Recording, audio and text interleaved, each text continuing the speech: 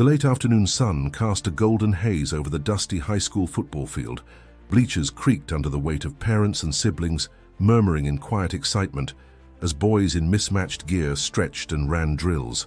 On the far end, sitting alone in a grey hoodie and baseball cap pulled low, was Tom Brady. Few recognized him. That was exactly how he wanted it. His eyes never left the tall, lean boy sprinting between cones with precision, his 15-year-old son, Jack. This was the freshman tryout, a chance to make the junior varsity football team. For Jack, it was more than just a game. It was the first time he would step onto a field, not as Tom Brady's son, but as himself. Jack moved with determination. Each sprint, each pass was executed with silent intensity, but something was wrong. Tom noticed it within minutes.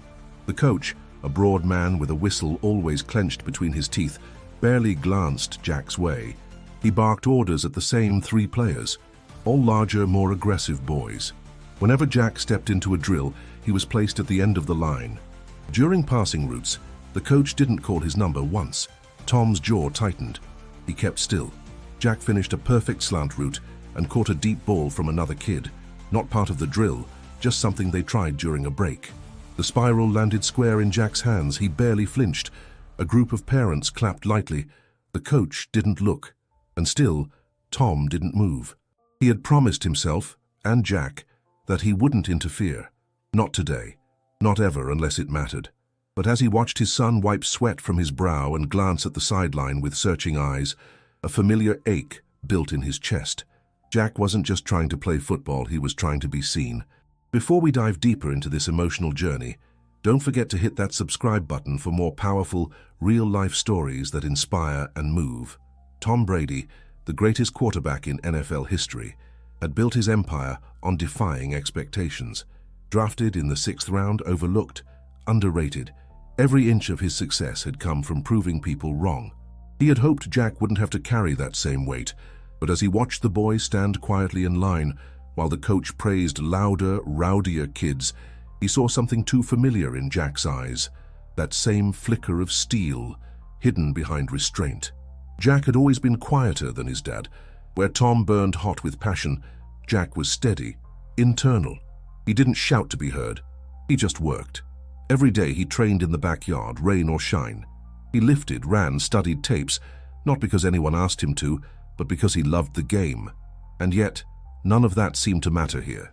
Tom exhaled slowly, resisting the urge to stand up. Not yet. The practice ended with the coach blowing his whistle and calling over the same half-dozen players who had dominated the drills. Jack lingered, waiting. Just in case his name would be called, it wasn't. He walked over to Tom, wiping his face with his jersey, trying to hide the sting in his eyes. "How'd it look?" he asked, voice light but tight. "You looked great," Tom said, putting a hand on his shoulder. "Did your best." Jack nodded, biting the inside of his cheek. "Guess it wasn't enough." Tom looked at him, wanting to say more, but he didn't. Not yet. Instead, he simply said, "Then we come back tomorrow." The next day, Jack was first on the field, warming up long before the other players arrived. His throws arced through the morning haze with crisp precision. His feet danced across the grass with silent discipline. Tom watched from his spot in the bleachers, still disguised beneath a cap and hoodie, his presence unnoticed by most. Tryouts continued, but the pattern hadn't changed. Every time Jack stepped forward, he was redirected. Every time he stood ready, he was passed over. Even when he outpaced teammates in sprints, nailed footwork drills, or hit perfect spirals into receivers' chests, there was no acknowledgement, no nod, no name called. Tom watched everything, quietly. That night, over dinner, Jack sat in silence, the kind that stretches across the table like a wall. "You want to talk about it?" Tom asked gently. Jack stabbed his fork into his pasta. "What's the point? You tell me. I work harder than any of them, Dad. I know I'm not the biggest guy, but I show up early. I stay late. I hit every target, every drill, and it's like I'm invisible." Tom set his fork down. "I know. Do you?" Jack looked up, eyes flashing. "You've always been the guy. MVP. Starter. You don't know what it's like to be ignored." Tom smiled faintly, not offended. "7th quarterback on the depth chart my freshman year. Sat so long I forgot what my own cleats felt like. One coach said I'd never be more than a clipboard holder." Jack blinked. "Really?" "Dead serious." And I didn't say anything. I just worked. Because at some point someone's going to look, and when they do, you better be ready. Jack nodded slowly, but the weight didn't leave his shoulders. At school the next day, the whispers started. "That's Tom Brady's kid, right? He doesn't look like much. Bet the coach is sick of celebrity drama." Tom overheard some of it while walking past the field. He wasn't surprised. Fame followed them like a ghost. Not always welcome, rarely fair. That afternoon, during another round of drills, the coach barked orders, rotating the same circle of kids through plays. Jack ran patterns with other backups, never getting a rep under center. At one point, he delivered a flawless 10-yard out to a receiver who dropped it. No comment from the coach. Then Tom overheard him speaking to an assistant on the sideline. "Kid's probably expecting special treatment because of who his dad is. I don't do politics, he's not ready." Tom felt something cold press into his chest. Special treatment. Jack hadn't mentioned his dad's name once, hadn't worn Brady jerseys, never bragged, never begged. All he wanted was a chance. That night, Tom didn't say much. He watched Jack lifting weights in the garage, headphones in, brows furrowed in determination. No whining, no excuses. This was his son. This was what greatness looked like before anyone noticed. Tom walked in and set a water bottle next to him. Jack pulled out an earbud. "Want to know what sets you apart?" Tom asked. Jack shrugged. "You don't talk. You show, you don't blame. You work." "You've already won, Jack. They just don't know it yet." For the first time in days, Jack smiled, but Tom saw it clearly now. This wasn't just about tryouts. It was about whether someone would finally look past the name and see the player. The heat had started to break by the end of the week. With 3 days of tryouts behind them, the boys looked worn. Bruises on their arms, grass stains on their jerseys, and fatigue in their movements. But Jack moved like a machine. He was the first to arrive, and the last to leave. Still, no amount of discipline seemed to pierce through the wall the coach had built around the quarterback decision. Tom remained in the background, a silent observer. He hadn't spoken to a single coach or parent. Every impulse to defend his son had been swallowed down. He knew this wasn't his fight. Not yet. Friday afternoon, during the last hour of practice, a player took a hard hit to the ribs and was helped off the field. The coach, flustered and annoyed, barked for next up at QB. His voice hesitated, uncertain. Jack stood with his helmet in his hand, waiting. There was no one else left to call. Finally, the coach pointed. "Brady, get in." Tom leaned forward in the bleachers. It was the first real chance. Jack jogged onto the field, helmet tucked under his arm. The rest of the team looked curious. Half of them hadn't seen him throw in a real play scenario. The whistle blew. Jack took the snap cleanly, stepped back 3 yards and launched a dart to the slot receiver, right in stride. First down. Next play, he read the defense quickly, dodged a lineman, and scrambled right before floating a 20-yard pass over the defender's head. Cheers rippled from the sidelines. On the third drive, with less than a minute left, Jack orchestrated a no-huddle offense. Quick, sharp, decisive. With the seconds ticking down, he found the corner of the end zone with a perfect spiral. Touchdown. The boys erupted. A few of them shouted, "Yo, Brady can ball," and that was fire.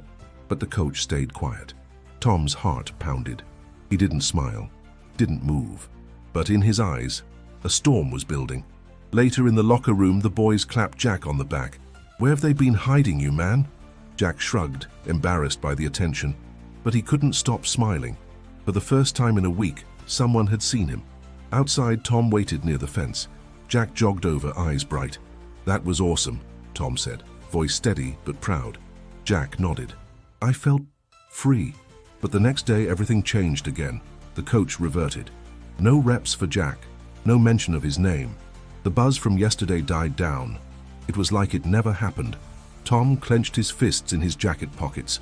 He saw a few other parents exchange looks. Whispers drifted from the bleachers. "Why's he benched again? Didn't he kill it yesterday?" Coach must have a personal issue. Tom heard them all. And still, he said nothing. Back home, Jack didn't complain. He didn't rage. He went to the yard and practiced until dark. That night, Tom sat alone in his office watching old footage, not of his games but of Jack's early practices. The way the boy had grown quietly and fiercely without fanfare. He'd promised himself never to interfere. But what do you do when your son shows the world his soul and the world looks away? Sometimes silence is strength, and sometimes silence is cowardice. The roster went up on Monday. A sheet of white paper taped to the gym door fluttered slightly in the morning breeze. Players crowded around it, pushing and craning their necks, hearts racing. Jack stood a few feet back, his backpack slung over one shoulder, jaw tight. He waited until the last student stepped away before approaching. He scanned the list once, then again. His name wasn't there. No JV, no reserves, not even alternate. Jack stared at the page like it might change, like maybe it was a mistake. He didn't move. He didn't blink. Tom watched from across the parking lot, hidden in the car, heart sinking. He saw the way Jack stood still, not shattered, not broken, but stunned, as if the weight of all his quiet effort had just collapsed in on itself. That evening, the field was empty. The sun had started to set when Tom stepped onto the grass, the familiar smell of turf and dust filling his lungs. He hadn't worn a hoodie this time, no disguise. The coach was packing up cones and equipment when he saw Tom approaching. His posture stiffened immediately. "Coach," Tom said evenly. "Mr. Brady, I wasn't expecting. I'm not here as Tom Brady, the quarterback. I'm here as Jack's dad." The coach shifted, suddenly uneasy. "Look, I've got a system. It's not personal. We've got bigger, faster players." Tom held up a hand. "Don't spin this." The coach fell silent. Tom's voice stayed calm, but each word landed like a hammer. "I've watched every minute of those tryouts. I saw who you picked. I saw who you ignored. I saw a kid outwork everyone. Smarter, faster, more accurate. And you benched him because of his name." "That's not true," the coach muttered. "It is. You assumed he expected special treatment. You never gave him a shot because you were afraid of what that would mean, what people might think. You didn't coach him, you dismissed him." The field was quiet except for the faint rustling of leaves. "I never came here to turn Jack into a star," Tom said. "I came here to let him earn something on his own. That's all he wanted. A fair chance. And you couldn't give it to him." The coach swallowed hard. For once, he had no answer. Just silence. Tom's voice dropped lower. "You don't have to like him. You don't even have to like me. But you owe every kid out there a fair look. If you can't do that, you shouldn't be wearing that whistle." He turned and walked off the field, leaving the coach standing alone in the twilight. That night, Tom didn't say anything to Jack. They ate dinner in quiet. Jack didn't ask what his dad had done, and Tom didn't offer. But the next morning, before sunrise, the phone rang. Jack picked up, groggy, his eyes widened. "Yes, sir. I'll be there." He hung up and looked at Tom, stunned. "That was Coach," he said slowly. "He wants me to come early. Said the team needs to hear something." Tom gave him a small nod. "Then go." At school, the entire JV team stood gathered on the bleachers. The coach, looking older than usual, stepped forward. "I made a mistake," he said loud and clear. "I let bias cloud my judgment. Jack Brady should have been on this team. That's on me." He turned to Jack. "If you'll accept it and the spot's yours." Jack stood silent for a moment, eyes fixed on the coach. The field was hushed. Every pair of eyes, teammates, assistants, even a few passing teachers, were locked on him, waiting to see how he'd respond. He didn't gloat. He didn't smile. He stepped forward and spoke, his voice steady. "I'm not here for sympathy. I'm not asking for favors. I just want the same shot everyone else got." The coach nodded, his face taut with regret. "You've got it," he said. From that day on, Jack practiced with a different fire. He didn't carry a grudge. He didn't show off. He played like a boy who had been given a single crack in a wall and planned to break it wide open. Every morning he led warm-ups. He stayed after drills to help younger players run routes. By mid-season, he was calling audibles at the line like a veteran. His leadership grew quietly, built not on words but action. Even the coach, now visibly more respectful, began to lean on him, asking for input, trusting his decisions. Word spread. "That Brady kid's legit. He's not just Tom's son. He's got his own game." Still, Tom stayed on the sidelines. No press, no interviews, no Dad of the Year moments. He watched each game from the far edge of the stands, usually with sunglasses and a ball cap, always quiet, always present. One Friday night, with the stadium lights burning overhead and the crowd packed tighter than usual, Jack took the field as a starting quarterback. The energy was electric. The opening drive was clinical, short passes, smart runs, perfect reads. Jack commanded the huddle like a seasoned pro. On 3rd and long, he rolled out of the pocket, dodged a defender and launched a 40-yard strike into the end zone. Touchdown. The bleachers erupted. Jack jogged to the sideline, greeted by high fives and cheers, but he glanced once toward the far end, to the man sitting alone, hands folded, smiling with misty eyes. Tom didn't cheer, he didn't wave, he just nodded. After the game, the players swarmed Jack, chanting his name. The coach clapped him on the back and said, "You're the spine of this team, son." Jack smiled, but he didn't let it go to his head. Later, walking to the car, he said, "You didn't say anything to the team, did you?" Tom shook his head. "Nope, just talked to the coach. The rest was you." Jack looked at him, his voice soft. "Thanks for letting me fight my own battle." "You didn't need me," Tom said. "You just needed to be seen." Jack stopped walking. "Do you ever wish I wasn't your son, so it'd be easier?" Tom turned to him, eyes fierce with love. "I thank God every day that you're mine, but I also know you were never meant to live in my shadow. You're going to build your own." Jack smiled, nodding slowly. "Then I better make it count." And he did. Each game, each practice, he proved himself not as the son of a legend, but as a player worth watching in his own right. By the end of the season, he was named team captain, not because of his name, but because of his grit. And Tom? He kept his promise. He stayed quiet, but deep inside, he'd never been prouder. If this story moved you, make sure you're subscribed to our channel for more unforgettable real-life moments, and click the video on screen now for another story that will leave you speechless.